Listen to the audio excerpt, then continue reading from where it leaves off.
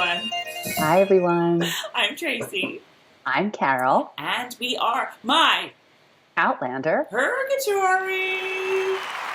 You know, I have to tell you, I guess prophesy.com, but whenever John makes fun of me and this little video that we do, one thing he likes to make fun of is the starting.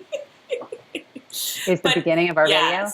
Yes, but because he's like, but he thinks we say hello and not hi. He's like, hey, that's you doing it. Hello, everyone. And I'm like, it's not hello, everyone. It's hi, everyone. Oh, my God. I know. I can't imagine the commentary we're going to get this week from this little conversation. Tracey, what color are your socks tonight? My socks are black. Would you like to see them? No. Carol, tell everyone what you're drinking. Oh, it's so good. It's so good when it touches your lips. All I can think of is Will Ferrell. I've got a little Santa Margarita. Tracey, thank you. You guys, Tracey wants you to know that Tracey and her husband, John, brought me a bottle of Santa Margarita for Thanksgiving.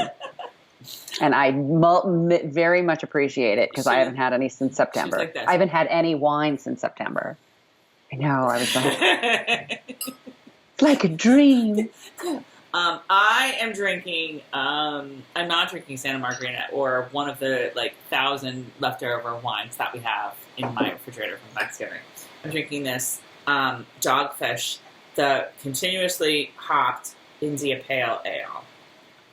Because it's, the afternoon. Ooh, it is quite, and I'm pouring it right here for you. Carol, how was your Thanksgiving? My Thanksgiving was lovely.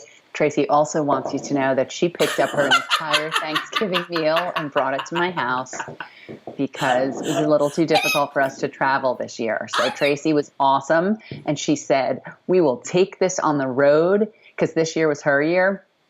And she brought everything to my house, and I didn't have to do a thing, and it was awesome. Yes, but it's very mobile, especially if you make it the night before. I don't know how many of you guys do Thanksgiving and prep stuff early, and we do, we'll make the cranberry sauce the day before or whatever. But we literally made everything or almost everything the night before, including the mashed potatoes, including the turkey.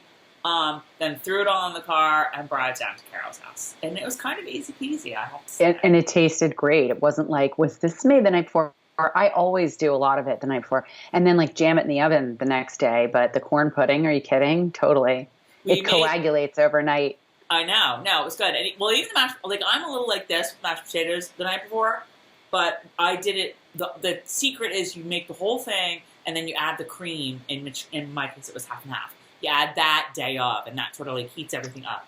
That's and John what I had do. some the next day, yesterday, because you do know that the leftover lunch the next day is the best meal of the year. It's better than Thanksgiving dinner. I'm glad I'm not the only one using half and half or cream to make the potatoes. I always do that. I just did it because I saw a recipe for it. Because I made them in the Instapot.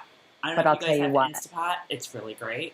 And I need to get one, and you can't use too much of that cream because once you do, you're done. Once you go overboard on any kind of liquid in the potatoes, you can jam butter in there until the cows come home, but you stick too much cream in there and you're in trouble.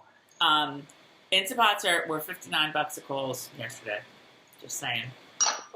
Oh, well, that does me a lot of good today. I know. Well, maybe it was a weekend sale. I don't know. I will check. Thank you. But it was. I'll check right now, guys. Wait, I'll check it.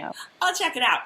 It was a lovely Thanksgiving. We hope all of you guys had a great Thanksgiving. For those of you in the United States, our friends in Canada did not celebrate because they do in October, the month before.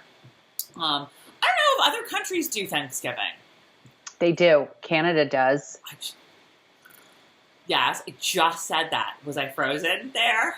Okay, literally just finished saying Canada does it the week the month before. Here's what I heard in my head while you were talking. Our friends in Canada, because, the Instapot is $59 in Walmart. Sorry, guys. My head's really all over the place this week. So. Squirrel! Squirrel! All right, so anyway... We're here to talk about Outlander, episode 404, Common Ground. So Carol and I had both watched it by Thanksgiving. This is a couple days after Thanksgiving that we're actually doing this. And what did we quickly say about it? Loved it. Yeah, this was a good one, you guys. Loved it. I mean, there's still stuff to make fun of. Like, don't get me wrong. And we'll go there. Plenty of stuff to make fun of. You know, I don't know that there's ever going to be an episode now that we're not going to be like have something to nitpick about. But like, this was just such classic Outlander, you guys. This was such classic Ridge. I mean, like this is all what life on the Ridge is all about. It really is. It really is. It was so life on the Ridge. They have me like in tears when like they're standing there looking over the scenic overlook. Yeah, right. That Chevy Chase is going to stop at in one of his movies. And I'm still not getting, you know, everyone's all like with the green screen, like, you know, it's so bad. And I'm quite sure that view is a green screen because they keep stepping, it's like the exact same rock, the exact same view that they go to. Yeah, but like, I'm like, where are they even, what is that? It's the Ridge. I'm like, come on now. In North Carolina, the Ridge goes and goes and goes and goes like that. Well, yeah, I mean, like the western part, where Grandfather Mountain is and stuff. Yeah, it's all very my God, rocky. It was beautiful. I was like, yeah, I'll be buying real estate down there at some point. Let me just sell everything here and take off for North Carolina. Oh my God, no lie. Like we went to Asheville a couple years ago, and it's just gorgeous there. I would like park myself right down there. Absolutely. I love the Carolinas. They're so friendly and nice to the point where my kids go when we're like we were in Chick-fil-A once and the manager came over and asked us if we wanted him to refill our sodas. My kids were like, oh, that's very, and we were talking about not having enough ketchup or something. And the woman sitting next to us was like, oh, here, I have plenty. And I was like, I love it in the Carolinas. Was it Gus Fring? Was it who? Gus Fring. No. You didn't get that Breaking Bad joke. The manager comes over. Oh! I didn't hear you. I'm sorry. Like anytime a manager of a fast food place, like who's like the manager owner, is nice and talks to the customers, I'm like, Gus Fring. Come in and try our new curly fries. We are so sure you'll like them. Oh my God. No, he was nicer. He was like Southern, you know. We'll all get to that now. You just sit right there. You sit right down. You know, North Carolina is a very in place for people to be moving from this area now. Oh, a lot of like, here. Well, yeah, oh my God, it really does. I'm sorry, people who live in New Jersey, but I live in New Jersey too, and so does Carol. And I can safely say that New Jersey these days, get the hell out of Dodge. No. You're not kidding. You get some feedback. You got some. That might have just been me heavy sighing about living in New Jersey. Now, when you're moving, I'm hearing it. There you go. Whatever you just did, do it again. You're good now. Okay. I think you're too close to your microphone. Am I too close to my microphone? Yes. When you get too close to the microphone, it's like okay. You're Carol Ann in the TV. Okay. All right. We got to get going on this because I have a hard stop because I have Friendsgiving. Do you guys do Friendsgiving? Like you have so many leftovers that all your friends are like, oh, I can't eat any more leftovers. Let's just all get together and all eat each other's leftovers. Ew. That's Friendsgiving. Once I'm done, I'm done. I don't want yours. Sometimes it's neat to see what other people, you know. True. Because that's very true. What the others might be eat. Something. Yeah, they might be like, I'll take your corn pudding and I'll see you a 3-bean I will casserole. raise you peas and sausages fresh that John just made today. Oh, yummy. Yes, he didn't do that at your house. Bummer. Okay, let's get the show on the road. Outlander 404, Common Ground, which is an interesting title, and there's lots of connections that can be made. We have a new cast member in the opening, whose name is Tantoo Cardinal. My guess is that it is our main Indian brave, who we will, I'm sure, our Harvard-educated Indian brave. who we'll discuss in detail later. Our writer is Joy Blake, and she's definitely written for the show before. Like, that name's familiar. And Ben Bolt is back to direct this episode. Ben Bolt. Love that name. I think our Easter egg was pretty explicit, like pretty like my man getting dressed. Yeah, all our Indian friends getting dressed for something ceremonial. It's pretty cool. So we open on Jamie, and he is in Governor Tryon's office, sitting room. Once again, yet another redcoat who we can look at and go, ugh. Well, I mean, he's not like, Jason Isaacs in The Patriot. Like, he's not that. I was just watching He still thinks he's better than the Scotsman. Well, that's true. All I know is that the first minute and a half of the show where Jamie was signing the paper was like the Outlander Turn crossover episode you never knew you needed. It was so great. Oh, my God. It was so great. We got Jamie wearing his, like, old man glasses. So, he's looking a little older, a little rugged.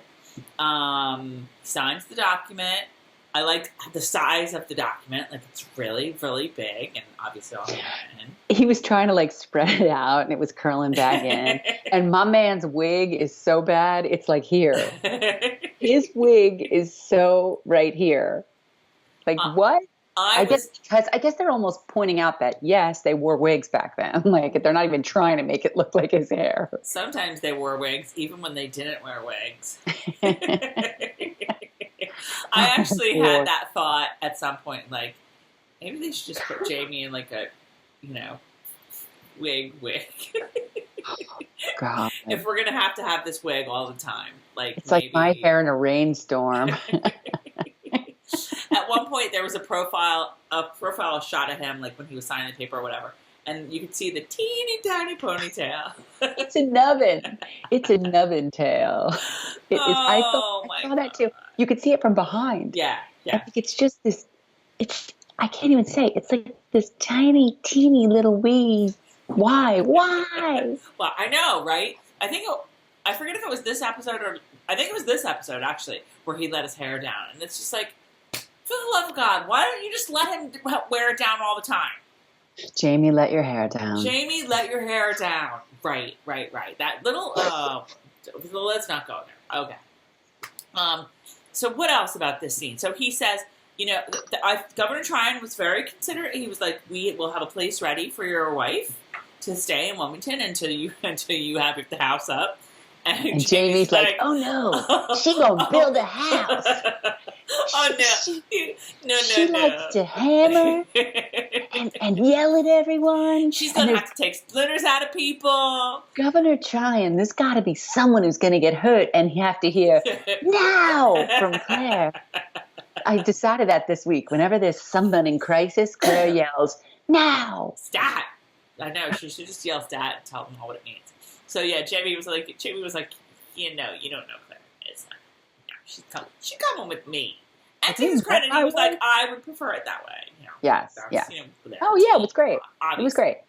So then they start to get into like the subversive conversation, and this is the first instance of Jamie having to kind of like straddle the two worlds where he has to like make it clear to Governor Tryon that, like, oh, yeah, there's subversive people, and, that's not me. I'm not subversive at all. I'm like, yay, crown. God save the queen. But that was just a really great conversation with the whole, I gather that you've supped with both princes and paupers, and my guess is that came right from the book. I don't know for sure. And that Jamie wanted to say, yeah, and I like the paupers a hell of a lot more. Yeah, but whatever. Very Jesus-like in his attitude there. Yes, and he's very diplomatic. Jamie knows when to go with the flow. Right. And the whole I just thought that the conversation was so interesting because Governor Tryon is like, obviously there's these rebels, but then you can't really trust the sheriffs either because they're like all about stealing the taxes from the crown. So basically, you can't trust anyone. So be really careful of who you pick for, to come live at the ridge. Yes, and work at the ridge, right. and deal with them there Indians at the ridge. Right. Well, Governor Tryon wasn't really. He did talk about savages. That's true. Did anybody warn them? Like, there's going to be a lot of them out there, and they know everything more than you because they've been there for hundreds of thousands of years.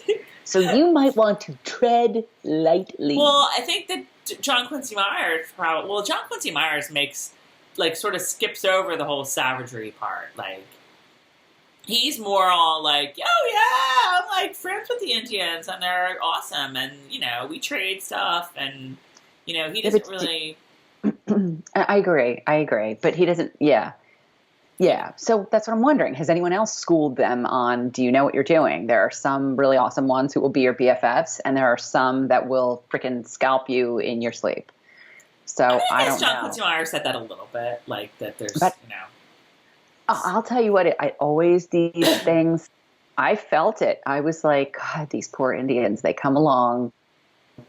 And there's just like, the white man setting up camp and kicking them right off their land. Yeah. I was like, oh, this is, it was making me kind of sick. And I'm like, oh my God, it's Jamie and Claire. And I'm looking at them and you could see all sides. You could see how they're like, oh, open land. Yay. Let's all live in peace. Right. And, but it's just, ooh. Right. I mean, like those trees, the guessing tree or the wishing tree or the, whatever the hell the trees were. I mean, the dancing trees. I don't know. That's Indian land. That's the Cherokee land, and now here comes this, and they're here. They are to stay. Yep. So yep. But I'll tell you what. I don't know about you, but my whole area down here is all. Every street is. We have the Algonquin Theater and the Lenape. All kinds of Cherokee, everything's Indian around here. And I mean, you go down closer to near the ocean, in between like where I live and there, if there's like any little bodies of water, you find arrowheads and stuff. Oh yeah, you can't, as my husband would say, because he loves this expression, you can't swing a dead cat without hitting an arrowhead somewhere around here. Yeah. Yeah, no, I mean, but it's kind of, like, once you find an arrowhead, like, that shuts a lot of stuff down. We had, like, this... They were doing some work years ago at, like, some parking lot where, like, park and ride lot, and they found an arrowhead. Work stopped. That was it. Okay, you guys, I'm gonna reveal something about myself. I have a metal detector, and my friend Barb and I are total metal detector geeks. Oh my God. They're one of those people, you guys. The people you see down the shore on the sand, like... Check it out. Another quarter right here. Finding some money. The last time I was on the beach was in August when a bunch of us got together and she and I brought our detectors. But mine is like a cheapy garage sale one and hers is a really nice one. So I have to. Do you know what my dream is, you guys? My dream is to go to Philadelphia to like all of the old basically the entire pretend set of Turn and just like, because when I was at, what is the name of the house? Oh, now I'm getting into a completely other show. The house that Benedict Arnold gave to Peggy Shippen, and they never lived there. Somebody's going to put it in the comments. Stop it. Come on. And some dude was off in the distance with a metal detector, and I was like, oh, I think that's illegal. But I want to be doing it.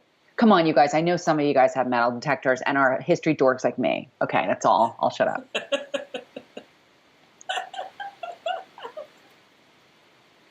Okay. We can end this discussion of Jamie and Governor Tryon by asking Carol. Yes. When Jamie goes like this, there's the law, and there's what is done. Were you just a little like? I'm pretty much like that at everything he does. So yeah. That was a great line. When he had that perfect Jamie, like, sly look about him there. Oh, so good. Sometimes I think that Katrina is like a little, like, when she has to be... This is almost like the Sandy from Grease, Claire, where it's like not a lot going on. So she just has to be like content, to be like be on the ridge. So she's always like, I know.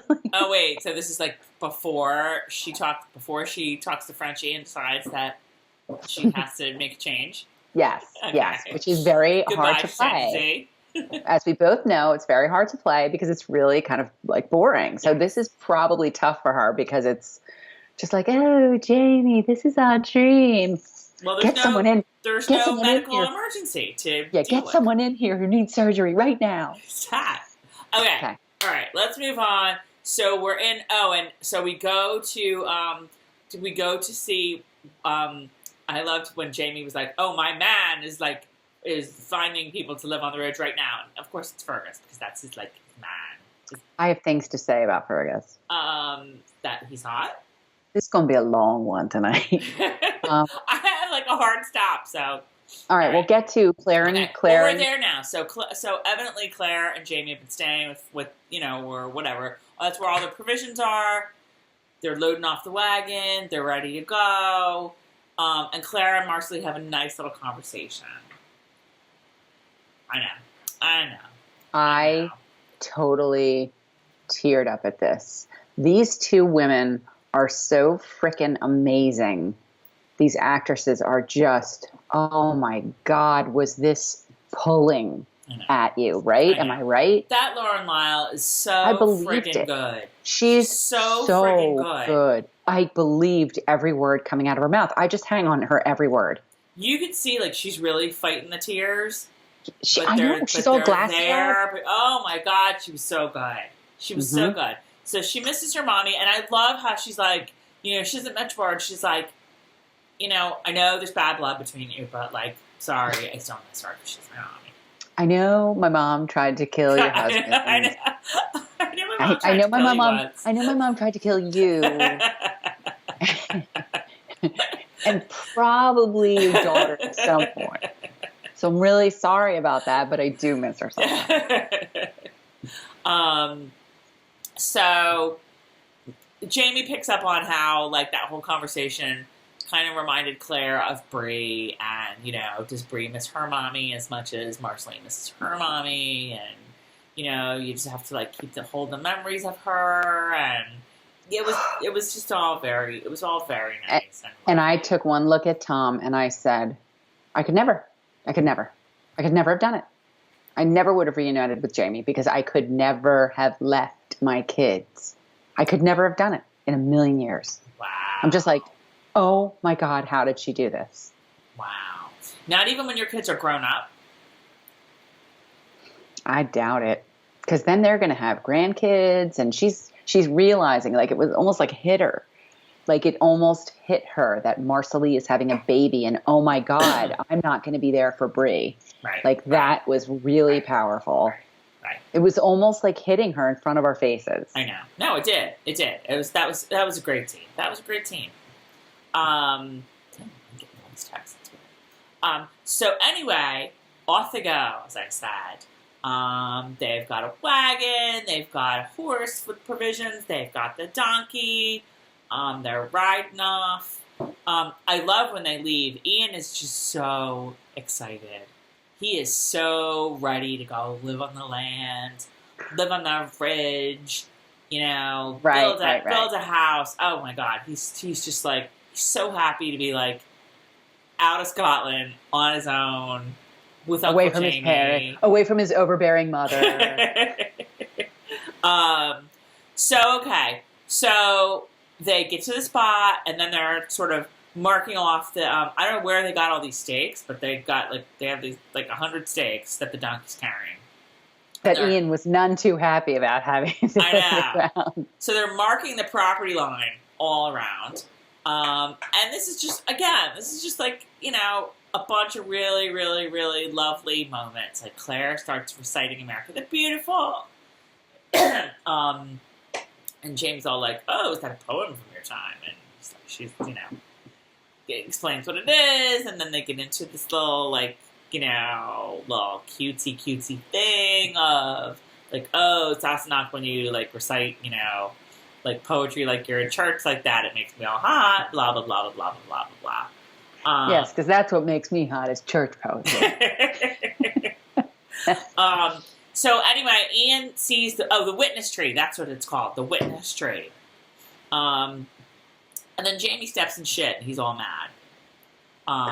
So they're discussing like what made that, and it's so funny again, like that Ian and Jamie are so clueless about things.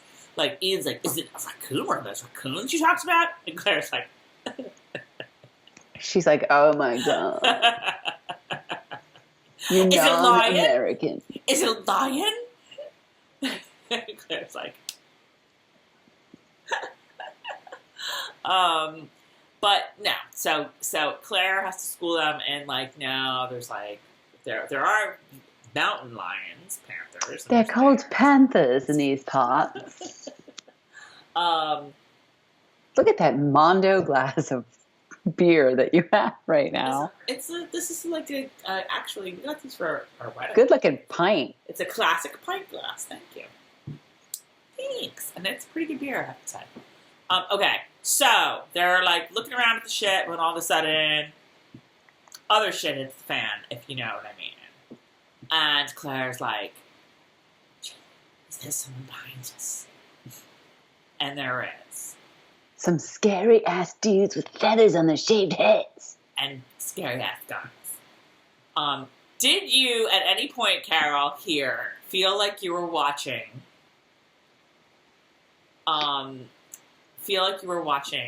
the Cullens versus the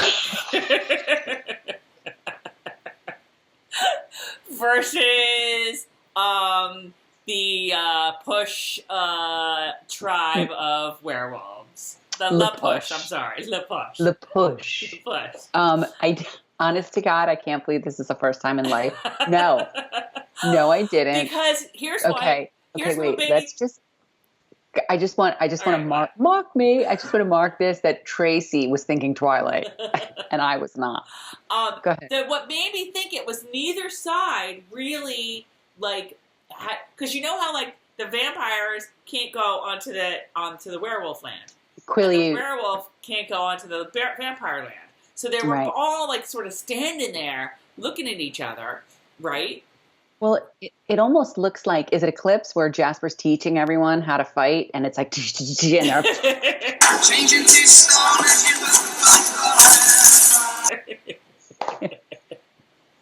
I love that song. I'm going to play that. You're so putting a clip in. You better. So it did kind of strike me as like, the Cullens versus like all of the werewolf boys. Only the Indians couldn't give a rat's ass about any dumbass line that they put up. That's like someone coming into your house and putting a line in your kitchen, being like, "I'm going to live here now." So one thing I kept wondering about all of this is that I was a little surprised. Now, Ian definitely did what I thought he would do in this situation, which is to say, he met some of the Cherokee when he was with John Quincy Meyer. They were friendly. Let me go with you, Uncle Jamie, to talk to them, because maybe Ian has a word or two of Cherokee that John Quincy Meyer taught him.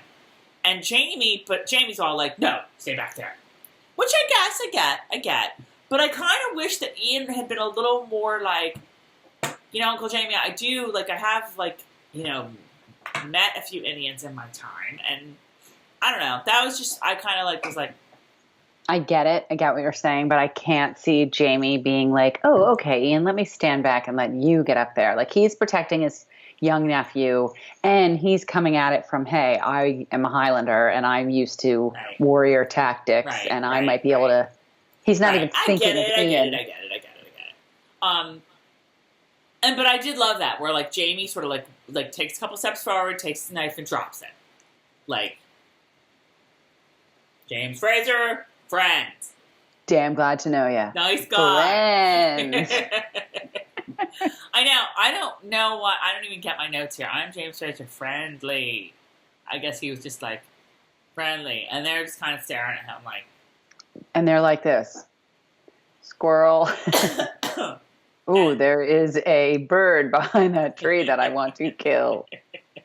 So they turn around. They put their once he drops. It's neat. You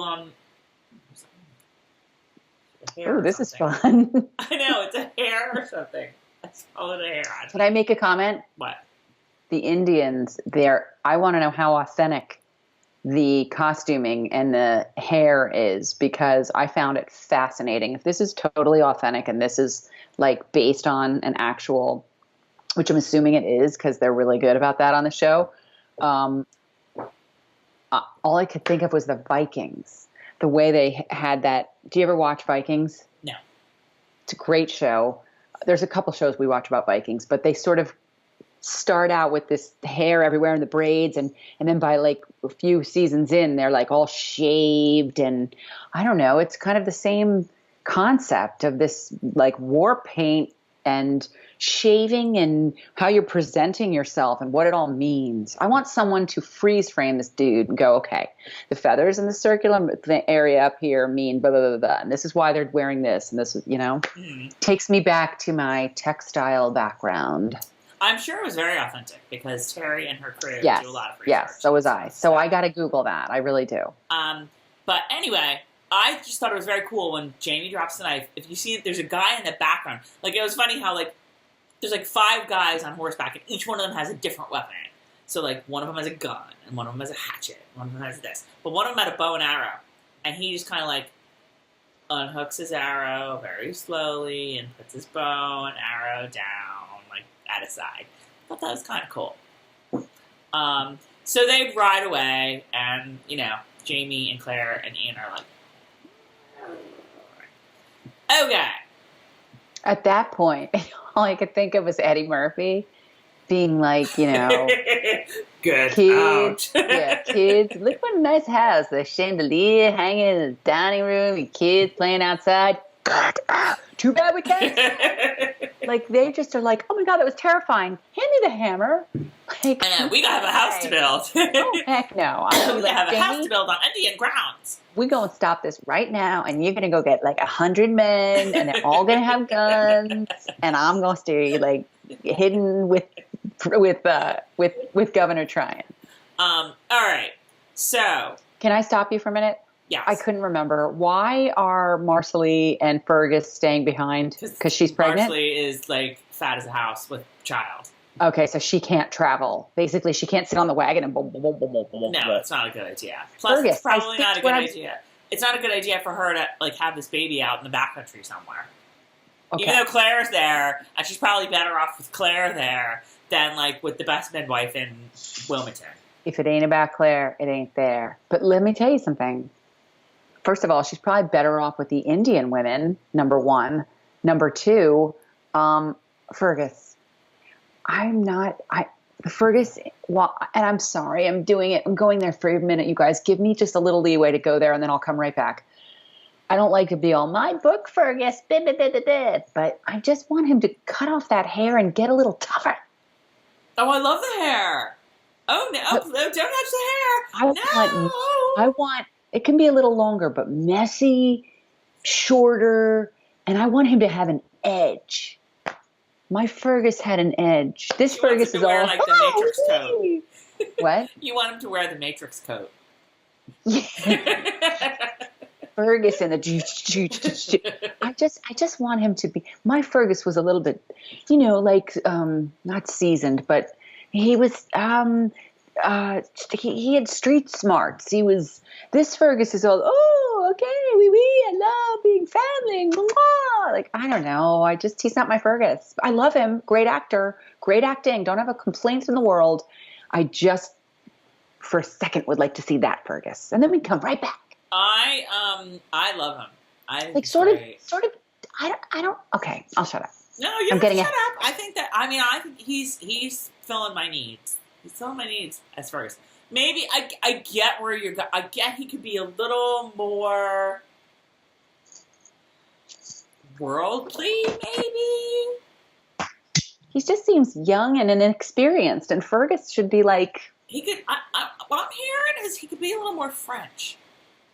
No, remember I said oui, oui. No, but like French in the way of like... sophisticated or worldly. Yes. That's the word. He's not doing anything for me. And it's Fergus. He's cute and he's adorable, and he's, like, again, the acting's fine.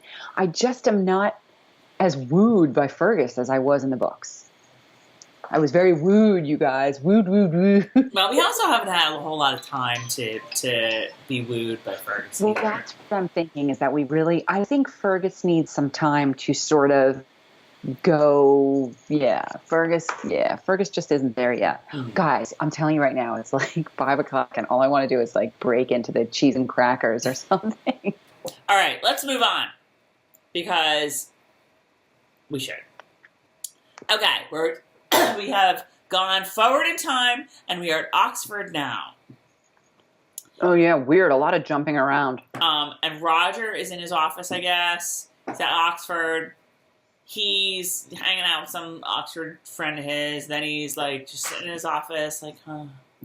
And he looks in his desk drawer and he pulls out that book that Brianna gave him, these many moons ago. You know, Scottish settlers of America. And Bree gave him and didn't happen to realize that her father's mentioned it. I know.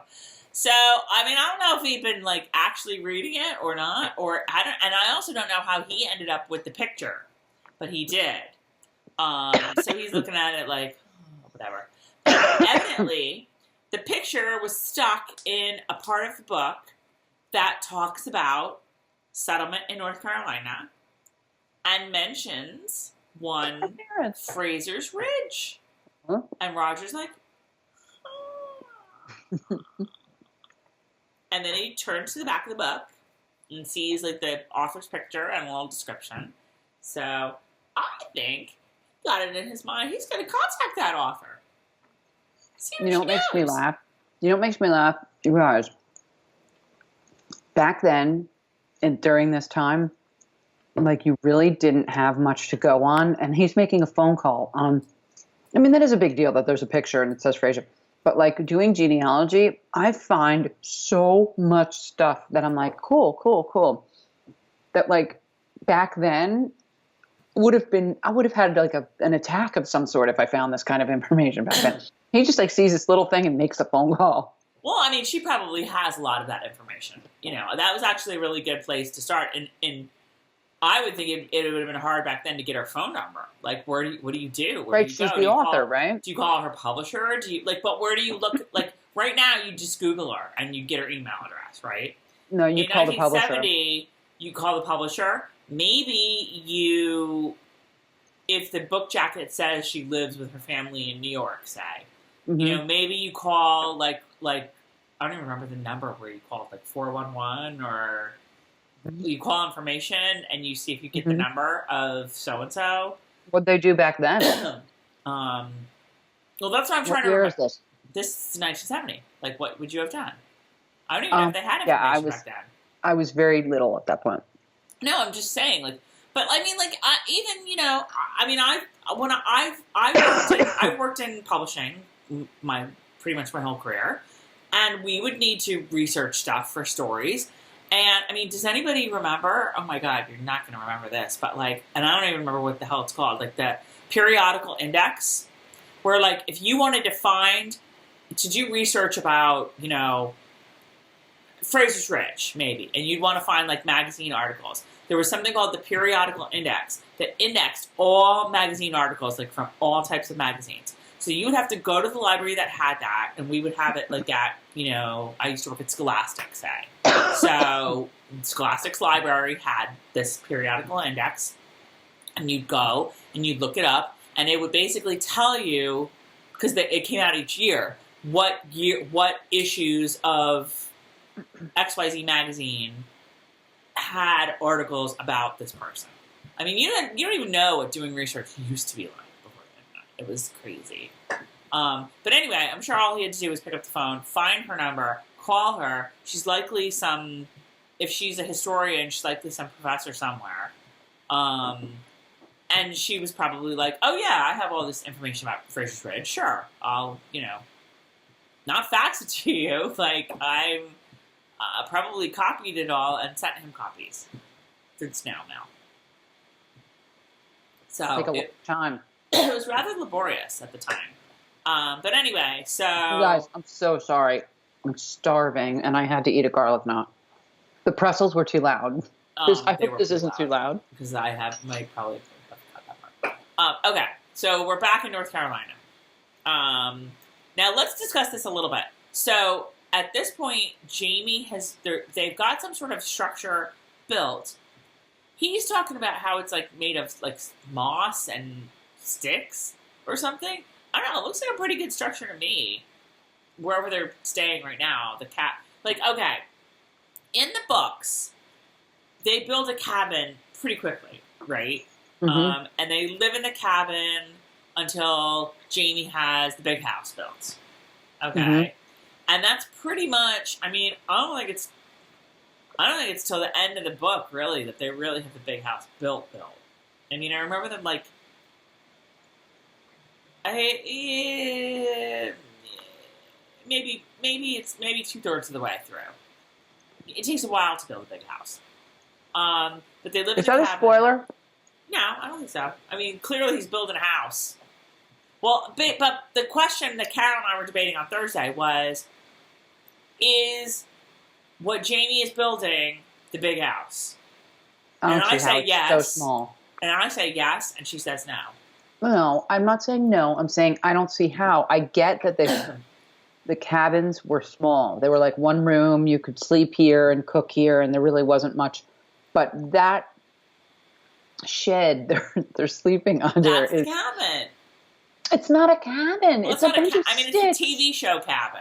Tracey, they build better not fortresses. They build better sleeping areas in Survivor. I mean, seriously, this thing is like a bunch of sticks shoved together. All right, but wait. So are you saying that what Jamie's building now, that what we see by the end of the show, that he's framed out, that's the cabin, and that the big house is going to be sometime in the future? Here's why I don't know. The future?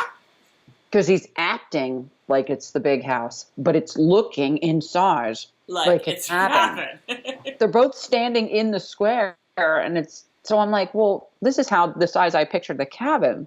Right. No, I agree with you, but I think that's the big house. I think that is the big house. It's like the San Francisco big house. It's going to go. I mean, like, the big house in the book has, like, a couple of stories. Like, it's a big, I mean, it's not, like, Lollybrock, but something says poor network connection. Well, I don't know if it's I shut down everything that was open except for Me too. which I need. I can shut my email down, too. Hold on. All right, maybe that'll help. That's my internet. It just sucks. Okay, so we don't know. I tend to think that it's going to be the show Big House, and that the sod thingy or whatever that is that cabin. But the moss thing. Whatever. So anyway, point being, Indians are back. They ride up over. Ian finds an arrowhead. Ian is so fascinated by those Indians. Ian is just like, look at this arrowhead. It's so cool. Like, he's just really, really... I just love watching Ian kind of explore the area and stuff. But anyway, the Indians are back, and they're not happy. They are, like, throwing some stuff at the ground. And we later find out that I guess they pulled up all their stakes, all their markers, and that's what they're throwing at the ground. But I wasn't sure what the hell they were throwing. Can't blame them. They're like, hi, we live here. I know. Take your stakes and shove them up your ass. So they're all, speaking in their language, yelling at Jamie in their language, blah, blah, blah, blah, blah, blah, blah, blah, blah, blah, blah. But we don't know what they're saying. We don't know what they're meaning. Claire is none too comfortable with this situation. No. Because, there is a little, I'll skip the Oxford part. I mean, later on, they have a little conversation where, like, Claire is like, maybe we should, go move to another part of the area. And Jamie's like, no, there's this is really good. You can, like, farm the land, and you can build houses on it. It's just, like, too perfect, whatever. But before that happens, we're back in Oxford, and Roger has hit the jackpot. Roger has the deed. Roger has a letter. Who wrote that letter, please? Like, who's the letter from? That letter is from, it looks like Cara Bailey. It's actually on my screen right now. Karen Bailey. We don't know this person, right? It's just some random person that, like, talked about, like, the author. And no, not the author. The letter that that mentions James Fraser and his wife Claire. The one that says, it was a pleasure to speak with you on the phone. No, not that letter. The letter that she sends Roger. She sends Roger the deed. Okay, and then I'm reading the letter. Not the letter from the author. It's like a copy of a handwritten letter from a woman writing to her family in England. Okay. And she says, like, blah, blah, blah, blah, blah, like James Fraser and his wife Claire. Okay. But we don't really know who that's from. I'm reading I thought the letter. Maybe it's Marcelly that's writing to, like... I'm reading the perfectly typewritten font of the 70s letter. American typewriter? From Karen Bailey. And now he's looking at the letter, Fraser's Ridge. Now he's going through, and now he's got a map of Fraser's Ridge. Oh, he's very interested in that. Now he's looking at the deed. Wow, it's pretty dark, kind of hard to see, but it's signed James Fraser. And he's like, oh. Yeah, I love that. He was like, oh my God, jackpot, jackpot. Now he's reading, dearest mother, do-do-do-do-do-do-do-do-do-do. And he sees the date, 1769, and he's like, and now they just went to Boston, where Bree is answering the phone, That's and she's what like, I know, though. Who is the letter from? And I think it's just some, like, random person that wrote that must have been. That was what I was wondering. I'm like, is this a letter? Like, well, I don't want to say that, but I can't say. I thought, like I said, at first I thought it was Marcelly. But, Leary doesn't live in England. Like, it wouldn't be to anyone in England. So, I don't know. It was probably just some random person who met them. I don't know. It's about to come on, and I don't want to stop it and rewind because then I'll lose it. So you keep talking, and I'll tll you if I find out. No, they don't say, because I would have written it down. So we're back, So we're back in Oxford. So Roger calls Brianna. And boy, that's one awkward conversation, isn't it? Because she's like... Until Roger spills the beans and gets to the meat here. Brianna. They're all like, how's your holiday? Well, it hasn't good. And I didn't get that at all. Yeah, that was weird. Was Brianna like, how's your holiday? Like not realizing that it's only, December 1st? Scottish Christmas. Don't you guys celebrate November? And she's like... Oh my God, that's pretty funny. No, it was very awkward. It was very awkward. But that you could tell that they were both like, there was things unspoken. I just love how he's like, I don't even know if it was this conversation or the next one. Was there a next one, or did he just? Okay, he just called and talked to the roommate in the next one, right? Yeah, right. It's basically like, do you love me yet?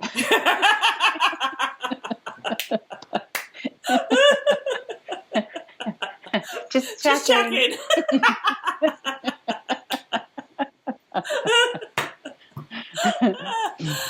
Hi, how are you? What's going on? How's school? Do you love me yet? That's pretty funny. So Bree, if that's asked, does not answer. But anyway, he tells Bree the drill, and Bree is like stunned. Yes. Bree is just like, you have no idea, like, how much this... Is that... No. Never mind. Now Bree, who's squirrel? No, I thought maybe that they divided that conversation because I didn't really write down much about it. But no, Bree is just like, you have no idea what this means to me. It was it was a very nice moment. It was a very nice moment for Sophie Skelton. You know, she's like, oh my God, she's alive. She's alive. And she found him. And she found him. And she found him. And she knows that he found Jamie. Or she found Jamie. So, but there's just so much unspoken with the two of them. And Roger's just like, and Roger, to his credit, wasn't all like, you know, why don't you love me or anything. He really was like, okay. I wish you loved me. Get where we are. Gotta go. Grade some papers. Bye. Yeah. And Later. And he hung up. So good on you, Raj. Play hard to get with her. That's what you gotta do.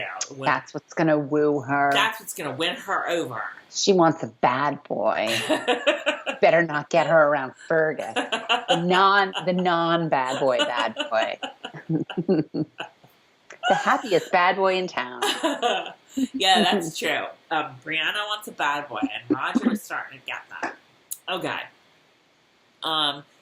He hasn't had that. Oh, no, never mind. That comes later. Okay. So, yeah, so they're talking, so we're back to North Carolina, they're talking about, like, should we build somewhere else? No, this is a good spot.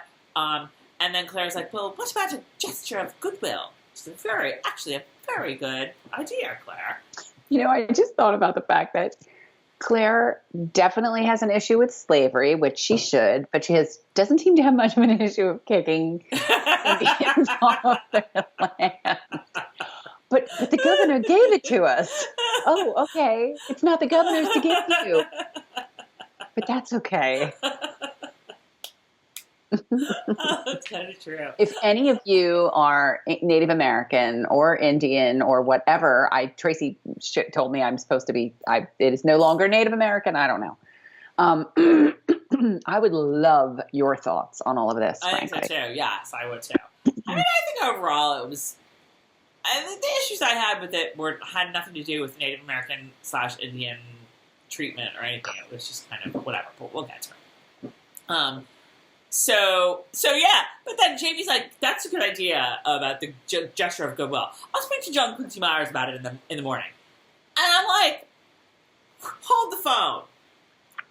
I thought John Quincy Myers, like nobody ever said he was around to speak to, because if I knew he was around to speak to, that'd be my first piece of advice to you, Frasers. How about you go get the guy who hangs out with the Indians to help you? Right. How about you go get the guy that hangs out with the Indians to be front and center on all of this? Yeah. How about you go get the guy who probably speaks at least a little of their language to translate for you? Well, that would have made a lot more sense. Right? Right? Mm-hmm. Yeah. Claire, sometimes I just want to go like that, you know? Oy. Okay. Okay, so they wake up in the middle of the night because Rollo is barking. And do you sometimes miss, like, the James Fraser of old that went to sleep with, like, his jerk like this? And the first sound that, like, he heard was like... What, did he have a lightsaber? What's happening there? I kind of miss that James Fraser of old. But now he's more about, like, gotta get some good seeds, you know? He's protecting his family unit. Right. So, okay. I have a question. So, they arm themselves, you know, Claire has a hatchet, Jamie and Ian have guns, they go outside, and they see that the fire is there. Now, the fire, clearly they've been asleep for a couple hours, I'm going to guess, right? That fire is like... roaring, and they're asleep for hours. I said the same thing. Now, I said, how did they keep that fire roaring like that? Now, not only do I camp quite frequently, but I have a fire pit in my backyard. So, first of all, starting the fire, like, I don't even know how things burn down because, like, good Lord, trying to just start a friggin' fire is like, you know, the planets need to be aligned to do it, but I digress. But, like, so you start the fire, you get it going, you throw some wood on the fire. That fire lasts all of 15, maybe 20 minutes if you're lucky. And you gotta go stoke it again and throw some more I say the same thing on log. Survivor. I'm like, you know, my God, like how do they not find idols up the wazoo? Because when they have to look for firewood all the time. They also have sticks that are pre-soaked in some type of flammable material that they put in the fire and they hold up, and they're these giant lit up torches. Right. Well, those are like, yeah. I'm sure there's something flammable on there. But, like, you've been asleep for a couple of hours. You come out and there's a roaring fire there. Ridic. No. And in fact, we know what they would do because they used to do it in Scotland. They would s'more the fire because that's what we do camping. I have actually made a fire. I've started a fire with no matches or anything. The way they do it in Outlander, when you s'more the fire, which means that you like sort of cover up the hot coals so that when you get up in the morning, they're still hot enough to get some kindling or whatever, blow on it a little bit, and restart the fire. That's what they would do. There would not be this like. I mean, it'd be great if you could keep the fire going like that because it's a good way to do some protection. But like, no, it's not gonna happen. So yeah, especially if there's a little bit of wind. Your little stick thing is going to be gone.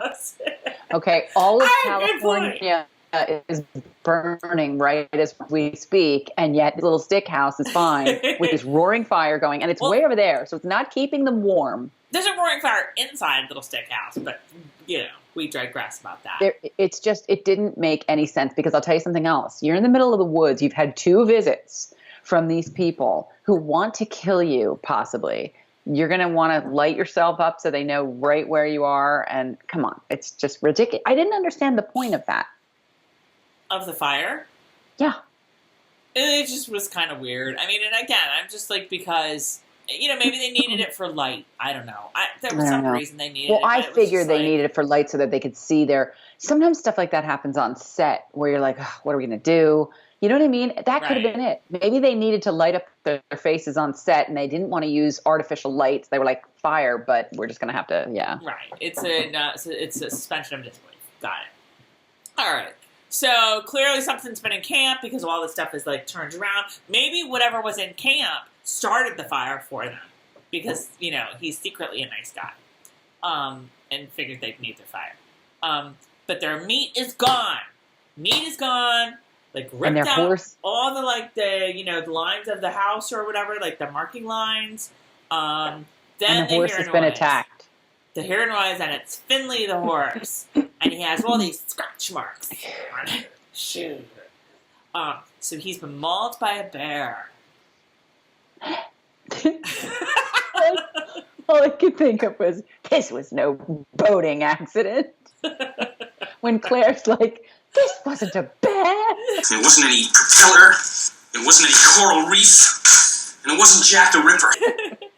Well, no, she didn't think it was she thought it was a bear. She thought it was a bear at that point. Maybe she thought, oh, that's what it was. It wasn't a human. Whatever she said. No, she was like, I don't know what they thought, but it wasn't a human, it was a bear. Yes. It wasn't Indians, it was a bear. Right. I don't know what kind of horse just like sits there and lets a bear go, shoot. I thought the same but, thing. Okay, whatever.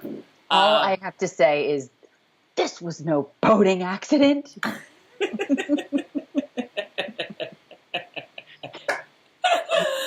Oh my God. Okay.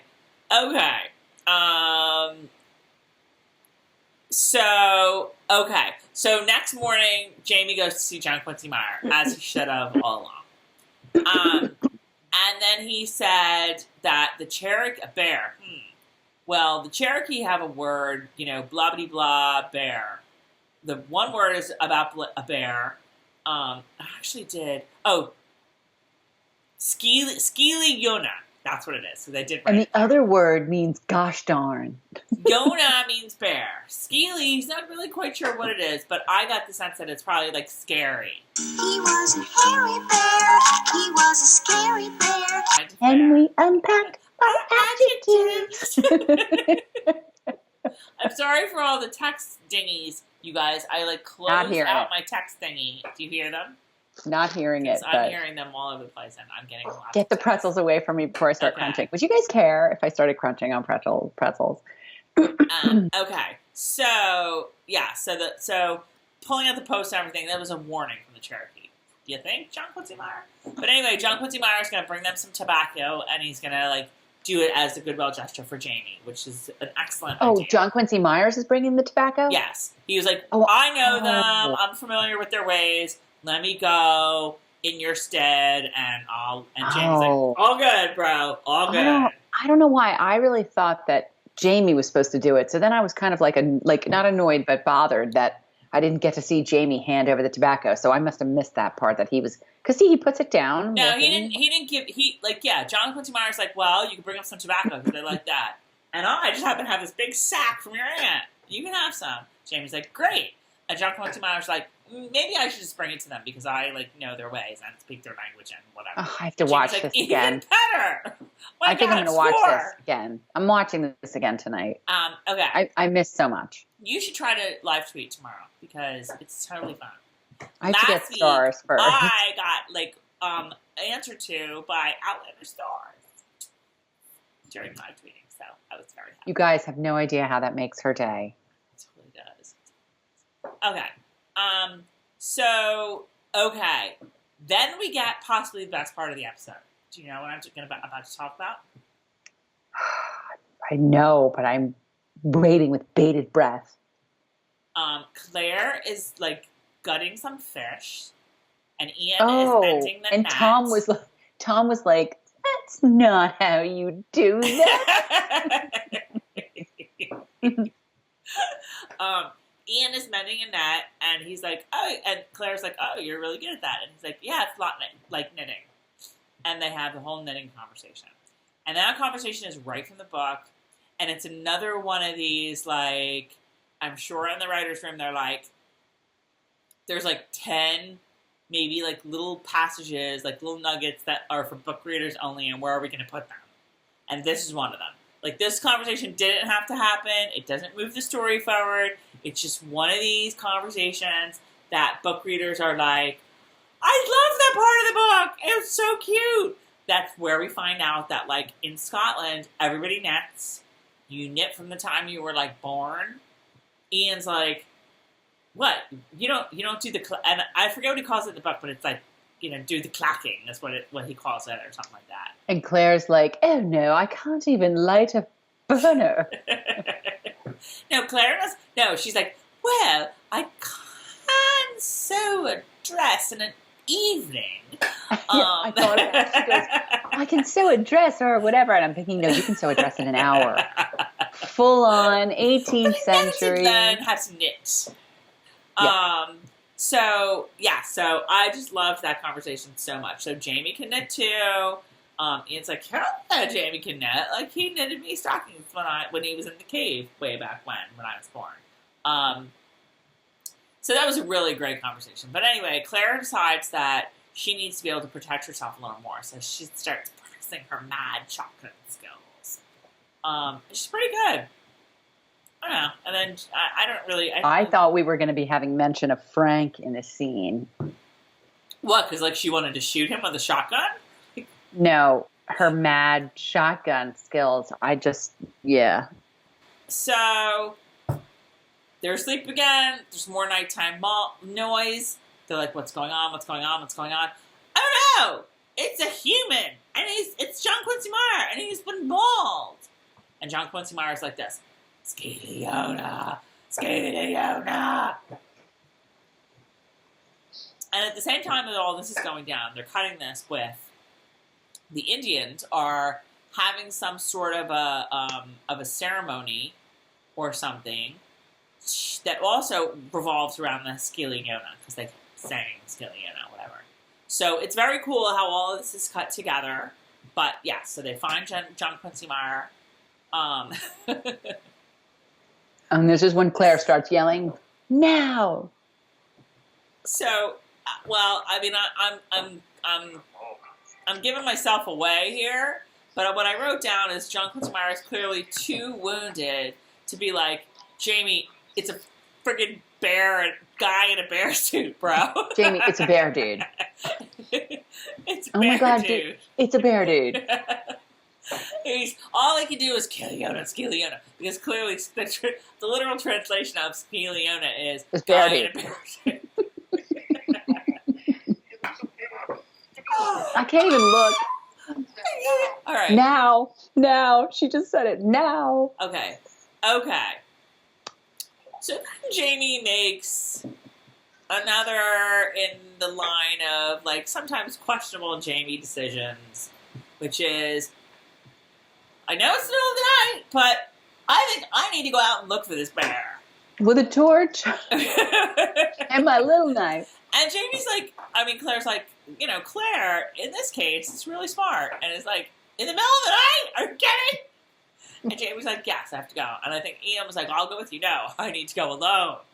Because this kind of foolishness is best suited for people to go on an individual basis. And I'm just like, what are you doing, Jamie? What are you doing? But the Cherokee ceremony was pretty cool. I'm thinking these were Cherokee. I know. It was very cool, I have to say. It was like now he took a shot. Seance or whatever. So, okay. So we're back to Claire, and she is taking care of John Quincy Meyer. And she's like, wait, what is this on your neck? And come on, if you didn't have Twilight, feelings before, you had to have them now. She's like, wait, something is bitten your neck. Come on, tell me you were a little Twilight or True Blood there. Just tell me a little bit. A little bit. No, I was like, what the frick bit his neck? Because at this point, I still thought it was a bear. And anyway, Claire realizes it's not a bear. And then you see Jamie running around the woods, and you see, little hints of what looks like a bear, whatever. And then Jamie realizes, it's a man in a bear suit! And then Jamie's like, I don't think so. So you literally see Jamie go from oh my God, to what? Wait. Oh, hell no. After all of this, for it to end with a man in a bear suit? Oh, hell no. And how did you feel, Tracy? How did I feel? Once you found out it was bear dude. I was like, are you friggin' kidding me? Now, this is what this is okay. So, sorry for those of you who are ready to don your own bear suits and and maul the two of us because we're about to say in the book. But, no, nobody wants to do that because they haven't made it this long. But in the book, Jamie takes down a real bear, which one could argue, and probably with a lot of merit, is equally ridiculous. But, and particularly because if you've seen that movie with Leonardo DiCaprio that I'm totally blanking on the name. I can't see that. Where he tries to take down a bear with bare hands, and it does not go well for him. I never got past Timothy Treadwell. I can't do it. Yeah, it's a pretty brutal scene. That's what getting taken down by a real bear is all about. And I have a bear that hangs out at the house at the Poconos. Have you tried to take it down? I have never. If you did, Carol, then you could gut it and you could have your own bear suit. Oh my God, my poor neighbor would. People out. My neighbor loves this bear. It's like his pet. Oh my God. Anyway, okay, so now we're back to Jamie. Well, wait. Do we have to say anything more about that? I mean, we can talk about that more. Well, no, he knows it's a bear suit now. Yeah, that was so. Jamie takes down a bear in the book. I don't understand this decision at all. I thought it was really just weird. It was weird. Well, and then it made me laugh about the horse. Okay, so man in a bear suit mauls the horse, and the horse just stands there and takes it? I get it if it's a bear a little bit, because there's a little more, uncertainty, I guess, but, the whole thing was just, so weird to me. But what I want to know is, was Diana Gabaldon consulted with this? She gets to read everything. I would really like to see. I'll be very curious to see what she has to say about that tomorrow. And I mean, again, this episode, do not take this as like that I didn't like this episode or Carol didn't like this episode, because I really liked this episode. Loved this was episode. so wonderful. And what this does is bring it down from like a, A to like an A minus or a B plus. Wait. AA? A. I know, right? I would have more, but I'm going to be drinking later, and I am in no way making fun of AA. Let me just say that right now. Oh, I didn't think you were. Okay, anyway. Yeah, so it was just so weird to me. And like, So it's where weird. he gets these, like, I mean, you got to go to Party City or something to get a really good bear costume like that, right? Like, where did he get these, like... How did he get he must have killed a bear. He must have killed a bear. I'm not saying something. Like, if you're the Cherokee and you kicked him out, well, and rightly so, I guess. But, like, he's the real bear killer. Don't you think? Yes, and how did he get the bear claws to stay on? It was like on brass knuckles or something. He's got, like, brass knuckles with bear claws glued to them. He was like Freddy Krueger in Nightmare on Elm Street. Like, I was just staring at the bear claws, like, what? Right. But I wanted to know how he made them. Like, and it looked like they were sort of in between his real fingers, like that. But yeah, he had them like glued to brass knuckles or something. The whole thing was just like weird. This is the best we could do. Really? I mean, I get that we need like some secretive like thing where it might be the Indians and we're not really sure like what's going on and da. But like, man in a bear suit, really? Okay. So anyway, it's like I just wrote down again. It was like then what? So okay. So they fight, and finally, and I did love how he finally took the bear suit guy down. They like gets the like one of his own markers. Boom, guy falls on it. Boom, totally right out of Great American Werewolf. No, well, that's actually that too, but it was the Great American Werewolf. Like, is that what that? The Last American Werewolf. What the hell is that movie even called? Last American Werewolf. Okay. Where I expected the bear suit guy to like sort of like dissolve from being bear suit guy to like just regular guy, naked regular guy. I don't know.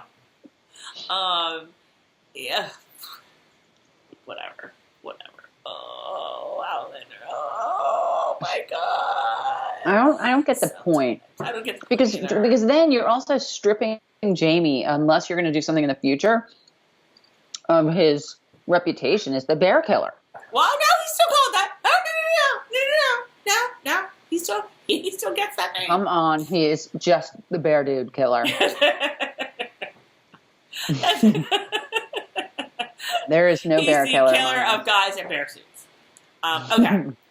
All right, we're going to wrap this up because I got like 15 minutes here. You're not kidding. My family's like, hi, can we eat? Okay, so Jamie drags bear suit guy to the Indians. Which I loved. The minute I saw him coming, I was like, you go, guy. He was like, I don't care what they do to me. So he drops him down and he says, because John Quincy Meyer told him to say this. And you remember Jamie's very good with languages. So John Quincy Meyer taught him to say this. Jamie says, Shio Kanali. So Jamie says, Hulu si Paduba. I have the same thing. Oh my God! Please tell me there's some Gilligan's Island fans out there. Fulu si Pagumba. An Indian guy says, Who's that? Indian guy's like, would you like to stay for dinner? Indian guy, like, every movie ever, and I can't think of, like, there's so many of them, and of course I'm not thinking of any of the actual examples right now, but when you're like, me, Tracey, me from over there, you, who are you? And the guy would be like, Yeah. I'm Harry. What? Like, it's like, there's like a million examples of that. And that's, yeah. So all along, head Cherokee dude speaks like Harvard educated fluent. I mean, forget, like, no accent. Yeah. Like, it wasn't like me, bear wanderer. No, he had to drop a couple of articles just to make, just to like make sure you understood that he like really doesn't speak English. Just picked it up somewhere a little bit. It was weird. This is where I went back to the book, and I mean, maybe there are definitely people. I mean, this isn't really spoilery, but there's definitely people who they meet throughout the book that like hang with the Indians and are like English or are not Indian, so they can speak English. I don't honestly remember offhand if there are any actual Indians who speak fluent English, but I couldn't find them in the 5 minutes that I spent rifling through the book looking for them. But like again, if the guy speaks English, why not just say you speak English right off the bat the first time you met them? Well, that I can understand. He didn't want to show his cards. I guess, but I don't know. And again, I guess narratively, you need them to be able to communicate in some way. It's not the book. The book is the book. The TV show is the TV show, and you need to be able to do it narratively. But, so the guy speaks perfect English. He just speaks it slower. And missing a few uhs or thus. So just so you don't forget that he's really an Indian and doesn't really speak English. A Harvard-educated Indian. And then Jamie! I love how Jamie is not even like, fuck, bro. Well, he really can't be because he still can't start any shit in front of all these Indians. But yeah, but he's not like, you could have told me. And then there's shit in front of like, that was really douchey. To not tell me when way back there. Like, really? Like, or, nice English. Where'd you go to school? Like, or like him to just go like, oh. Mama said, what? Give me my tobacco back. All right, so, okay, but they're back at camp. They're having a little post-game with John Quincy Myers, debriefing him, and here come the Indians. And again, this is the question I had. Wouldn't John Quincy Myers take the lead on this? He's all the way in the back row. He's behind I'm Claire. gonna hang out behind the wishing trees over there. If you need me, I'll be back over here. The woman folk he's behind. He's behind Claire. Well, I mean, Wait, in his defense, like, wouldn't you stand behind Claire if it was you? Like, he's behind Ian. Ian's a total low man on the totem pole. No pun intended. So okay. I just thought John Quincy Myers would be like, I got this, Jamie. And don't you love... These are my people. Yes, and don't you love how Harvard-educated Indian is like super hot, like model hot? Like he just got back from the Male Model Awards in NYC. The best would have been though, like if John Quincy Myers like, step back, I speak the Cherokee, I got this. Like, walks over like, Pulu Siba Goomba, and Harvard and you guys like, yeah, he already knows I speak English. John Quincy Myers like, you told us that was our secret.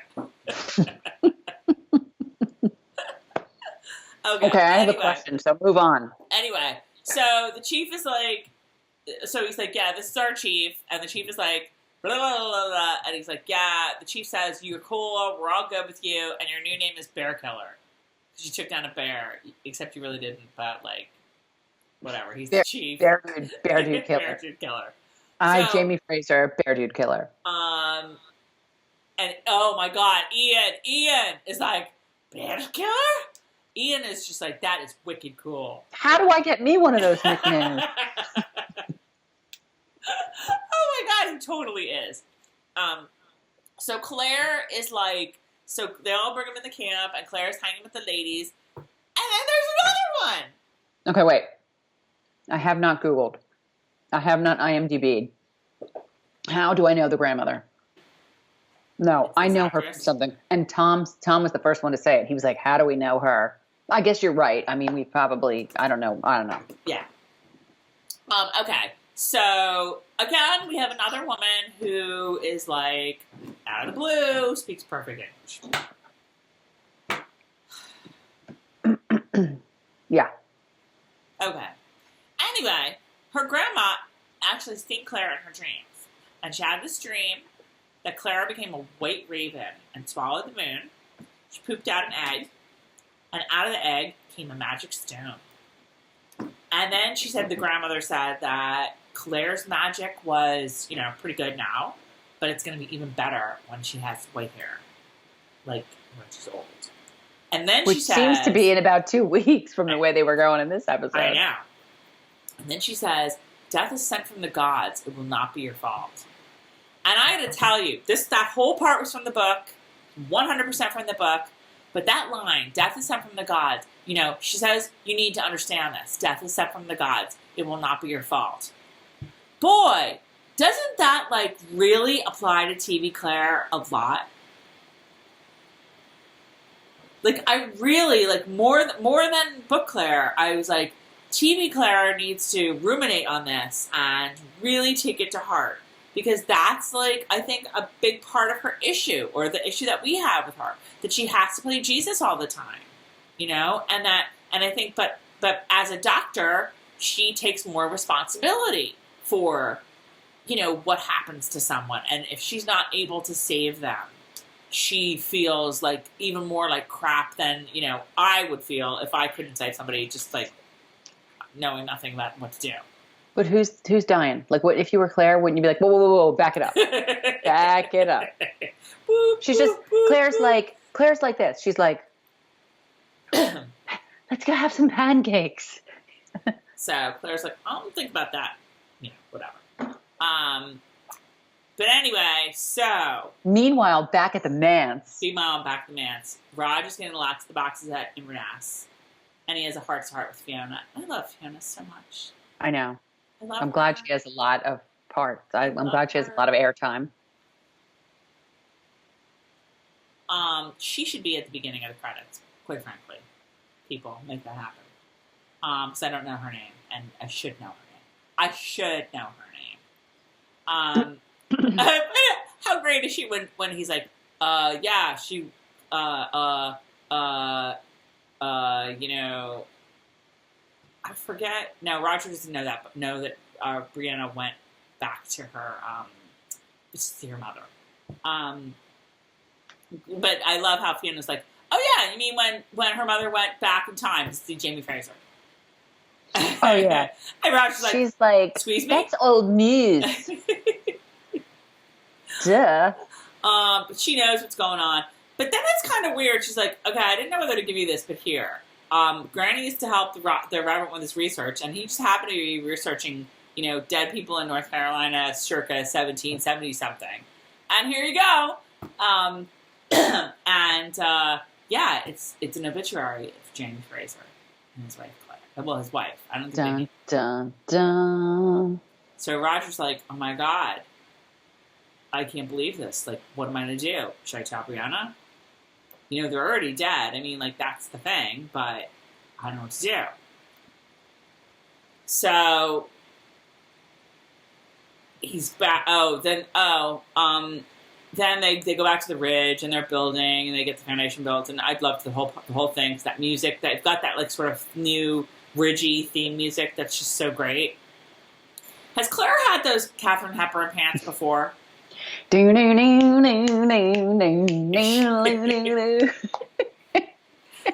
she had those pants before? I honestly, no, I've never heard a thing about Claire and pants. Only, I'm totally mixing up the book with the TV show here.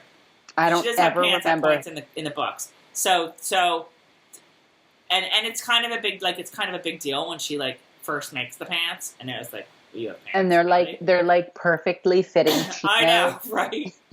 I don't know where she got the pants, but maybe they're Anne's pants because they're probably about the same size. Well, didn't she? Okay, I don't want to say that either. But yeah, so Jamie's walking them through the house, and that's what I was thinking too. I was like, this is really small. This is not a big house, but I don't know. We'll have to see what it ends up being. I don't get it. I And don't maybe it's get one it. of those houses where, I mean, they have this a lot on House Hunters and stuff, where the house outside looks really small, but then you get in the house, and it's like, and here's the seventh bedroom, and here's the fourth bathroom, and you're like, oh. This is big. Yeah, but you know what? I kind of feel like, I can't remember, but I kind of felt like that happened in the book. Like they took all this time building this house, and isn't it great? Okay, let's go build the big house. Like, I kind of felt like that did happen. I don't know. I'm confused. Hey, All look, right. you know what, Tracey? They might be changing it. Maybe. They might. This might be it. All right, let's finish this off. We Back to absolutely Oxford we have go. I know, because I'm supposed to be somewhere at 6. Back to Oxford they go. Raj finally picks up the phone. Ring, ring. Bree. Oh, it's Gal. And Gal's like, oh, you didn't know? She didn't tell you? Yeah, she's been gone for like 2 weeks. She went to Scotland. And he's like, huh? And she's like, Gail's so flipped. I know. I like Gail. And Gail's like, yeah, she went to see her mother. Dun, dun, dun! Roger's like, whoa. And you know what? This reminds me of the book. I was just like, typical Brie. Like, I'm sorry, you didn't call because Because she's Brie. That's what she does. It's what she does. So that's where we leave it, folks. Bree has gone to see her mother. And only Roger knows what that means. And I guess we will find out next week what exactly that means. If it means I what hope Roger so. thinks it means. I hope so that we're going to find out. And that's it. That's it. That's the episode. I love every minute of Ridge stuff. I don't love Man in a Bear Suit, and I don't love Harvard-educated Indian. But I love the Indians, and I love the Ridge, and I love like building the Ridge and putting it together bit by bit.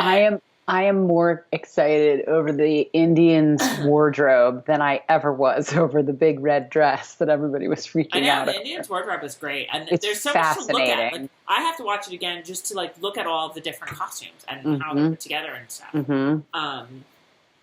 Loved it. It's like, where did we go that time? Was that in Philly or New York? Was it the Museum of Natural History? I don't We went to remember with you. we went to an Outlander thing. Oh, yes. Okay, so after the Outlander thing, I went with the kids and Tom, and they had the most amazing Native American exhibit. So cool. So that kind of reminded me of all of this. I'm really surprised at how much I love the Ridge stuff on TV.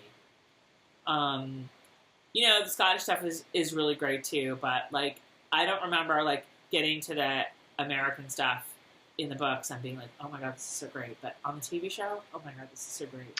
No, now I have to say, Tom found it to be like, it's all right. As you would say, it's right. Like, Tom didn't like it. No, I know. Tom and I talked He about it was, on Thursday. yeah, he was not blown away by this episode, but I feel like where I was blown away was just the nostalgia of like reading the book and being able to piece it together and watch it come to life. I think Tom still has some forgiving to do at Claire about episode 402, Claire. You